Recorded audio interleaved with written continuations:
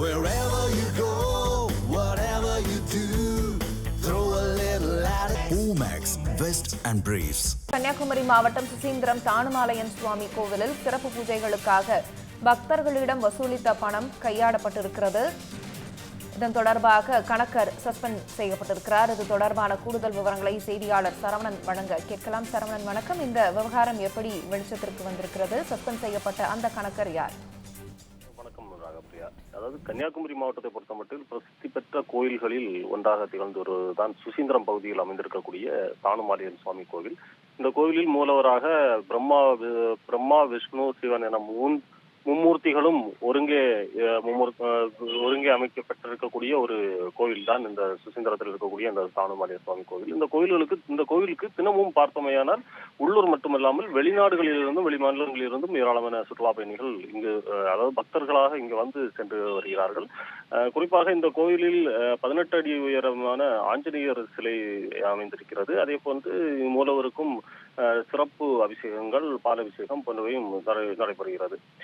இந்த சிறப்பு அபிஷேகத்திற்கு 1500 ரூபாய், பாலபிஷேகத்திற்கு 500 ரூபாய் எனவும், அதே போன்று இந்த தாரை என சொல்லக்கூடிய இந்த சிறப்பு அபிஷேகத்திற்கு 600 ரூபாய், அதே போன்று 18 அடி உயர ஆஞ்சநேயருக்கு வடமாலை சாற்றுவது ஒரு மிகவும் பிரசித்தி பெற்றது. இந்த நிலையில் அந்த வடமாலைக்காக 1700, அதே போன்று வெண்ணெய் சாற்றுவதற்கு 5000, இது மாதிரியான பல்வேறு சிறப்பு பூஜைகளுக்கு பக்தர்களிடம் பதிவு செய்து பணத்தை வசூல் செய்வது, அந்த பணம் செலுத்துவது, அந்த பக்தர்கள் பணத்தை செலுத்துவது வழக்கம்.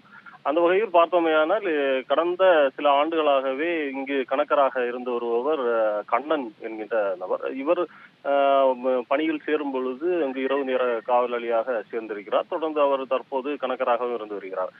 இந்நிலையில் தான் இங்கு பண மோசடி நடைபெறுவதாக பல்வேறு குற்றச்சாட்டுகள் எழுந்த நிலையில் இது தொடர்பான தணிக்கை என்பது நடைபெற்றிருக்கிறது. இந்த தணிக்கையில் சுமார் அன்றைய தினம் நடந்த தணிக்கையின் போது மட்டுமே 1,50,000 ரூபாய்க்கு மேல் கணக்கில் காட்டப்படாமல் இருந்ததாக கூறப்படுகிறது.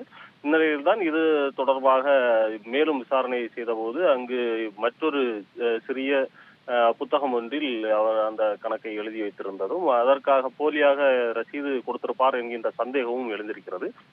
தொடர்ந்து இதன் காரணமாகவே இந்த கணக்கர் கண்ணன் என்பவரை தற்போது அறநிலையத்துறை அதிகாரிகள் தற்போது சஸ்பெண்ட் நடவடிக்கையை மேற்கொண்டிருக்கிறார்கள். தொடர்ந்து இவர் மீதான இந்த குற்றச்சாட்டை விசாரிக்கும் வண்ணம் தற்போது அவரிடம் இந்த விசாரணையும் அறநிலையத்துறையால் நடைபெற்று வருகிறது. தற்போது இந்த பக்தர்களிடம் வசூலித்த பணத்திற்கு அவர் போலியாக ரசீது கொடுத்திருக்கிறாரா அல்லது வேறு ஏதேனும் காரணம் காட்டி, அதாவது ஒரே நேரத்தில் சிலர் ஒரே விதமான அபிஷேகங்களுக்கு பணத்தை செலுத்துவார்கள். அந்த வகையில் ஒருவரது பெயரை மட்டும் பதிவு செய்துவிட்டு மற்றவர்களது பெயரை பதிவு செய்யாமல் இவர் அந்த கையாடலில் ஈடுபட்டிருக்கிறாரா என்கின்ற பல்வேறு கோணங்களில் தற்போது விசாரணை என்பது நடைபெற்று வருகிறது. ராகப்பிரியா, விவரங்களுக்கு நன்றி சரவணன்.